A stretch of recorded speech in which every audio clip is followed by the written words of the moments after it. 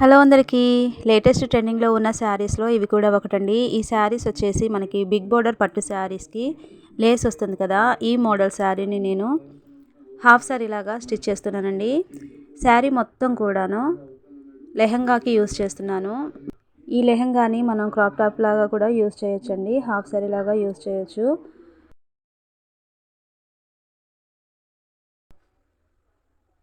Blouse వచ్చేసి మనకు Lay's ఏ కలర్లో అయితే వచ్చిందో అదే పింక్ షేడ్లో బ్లౌజ్ అనేది ఇచ్చారండి. ఇది హ్యాండ్స్కి కట్ వర్క్ లాగా వచ్చింది, ఫుల్ డిజైన్ వచ్చిందండి. లైనింగ్ వచ్చేసి ఈ విధంగా మనం ఫోల్డింగ్ చేసుకోవాలండి. లైనింగ్ మొత్తాన్ని కూడా ఈ విధంగా నిలువుగా ఫోల్డింగ్ చేసుకున్న తర్వాత దాన్ని డబల్ ఫోల్డింగ్ చేసుకోవాలి. డబల్ ఫోల్డింగ్ చేసుకొని ఫోల్డింగ్స్ వచ్చేసి మన వైపు ఉండాలి. మనకి ఇప్పుడు నడుము కొలత ఉంటుంది కదా, ఆ నడుము కొలతకి నేను 4 ఇంచెస్ అనేవి యాడ్ చేస్తున్నానండి.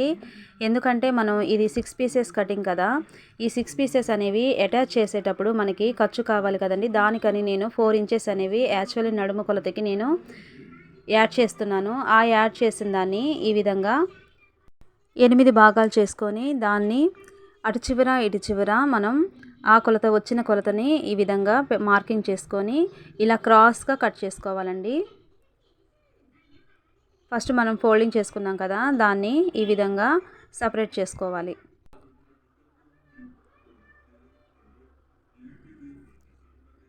సపరేట్ చేసుకున్న తర్వాత ఈ విధంగా పీసెస్ వస్తాయండి. ఇవన్నీ కూడా నీట్గా యాడ్ చేసుకోవాలి. ఇలా పెట్టుకొని స్టిచ్ చేసుకోవాలండి.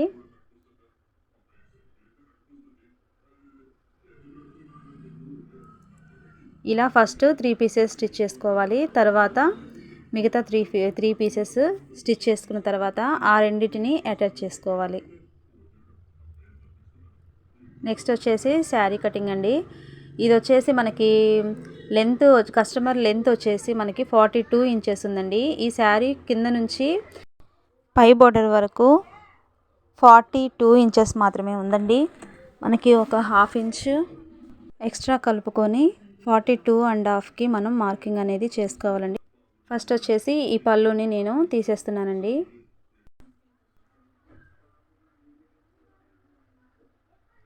ఇలా కట్ చేసుకున్న తర్వాత బోర్డర్ని మనకి ఇప్పుడు 42 ఇంచెస్ కావాలి కదా, దానికి ఒక హాఫ్ ఇంచ్ ఖర్చుల కోసం ఒక హాఫ్ ఇంచ్ అనేది యాడ్ చేసుకొని 42.5కి మనం మార్కింగ్ అనేది చేసుకొని బోర్డర్ ఒక హాఫ్ ఇంచ్ మనకి వస్తుందండి.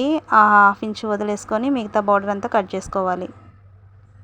తర్వాత బెల్ట్ కోసమని నేను 4 ఇంచెస్ అనేది తీసుకుంటున్నాను. కట్ చేసిన పీస్ కరెక్ట్గా మనకి 4 ఇంచెస్ వరకు ఉందండి.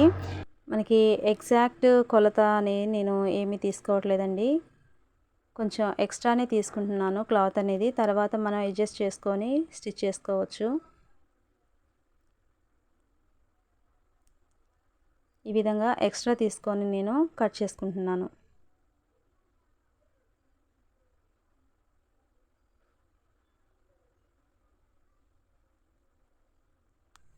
ఇది బెల్ట్ కోసం అండి. నెక్స్ట్ వచ్చేసి లైనింగ్, ఇది మెయిన్ పార్ట్. ఫస్ట్ లైనింగ్ని ఈ విధంగా యాడ్ చేసుకోవాలండి, అటాచ్ చేసుకోవాలి. మొత్తం కూడా 6 పీసెస్ని కూడా అటాచ్ చేసుకోవాలి నీట్గా. ఫస్ట్ 3 పార్ట్స్ మనం యాడ్ చేసుకున్న తర్వాత ఈ రెండింటిని మళ్ళీ ఈ విధంగా స్టిచ్ చేసుకోవాలి. ఇలా స్టిచ్ చేసుకున్న దానికి మనం మెయిన్ ఫ్యాబ్రిక్తో ఫ్రిల్స్ అనేవి పెట్టుకోవాలి.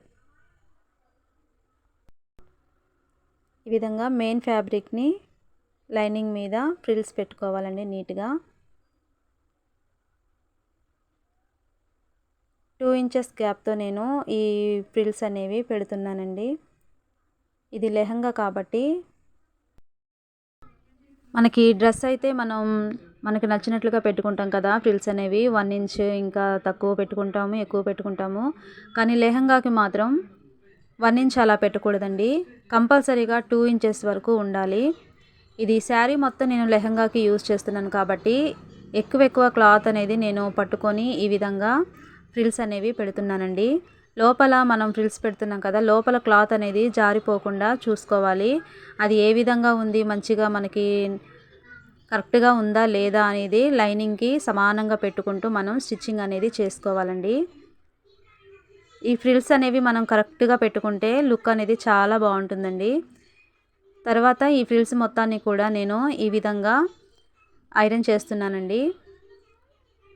ఇది కూడా ఇప్పుడు ట్రెండింగ్లో ఉంది కదా, ఐరన్ ప్లీటెడ్ లెహెంగాస్. ఇలా ఐరన్ చేసుకోవడం వల్ల మనకి లెహెంగా అనేది లుక్ బాగుంటుందండి. ఒకసారి ట్రై చేసి చూడండి, చాలా అంటే చాలా నీట్గా ఉంటుంది లెహెంగా.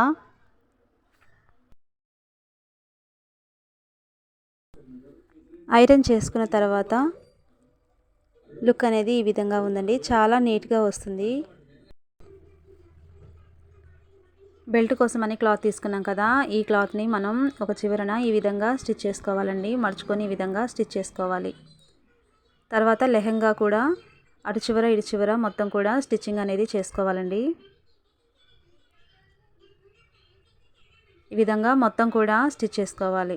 లైనింగ్తో కలిపి స్టిచ్ చేస్తున్నాను నేను.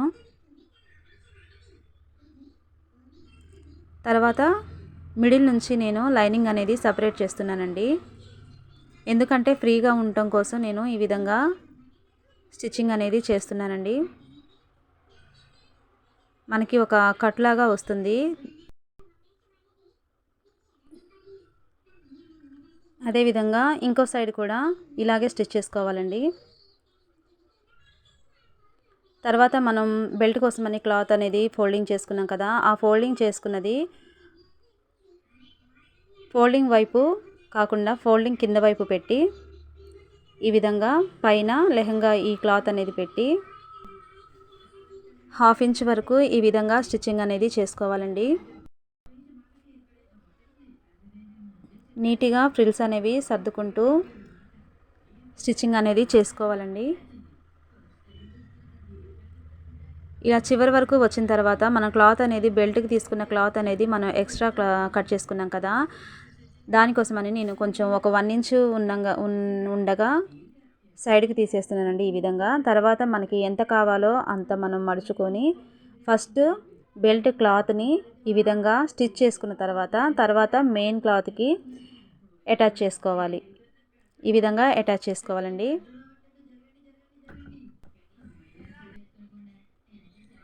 ఈ క్లాత్ అనేది నీట్గా ఇలా పెట్టుకోవాలండి.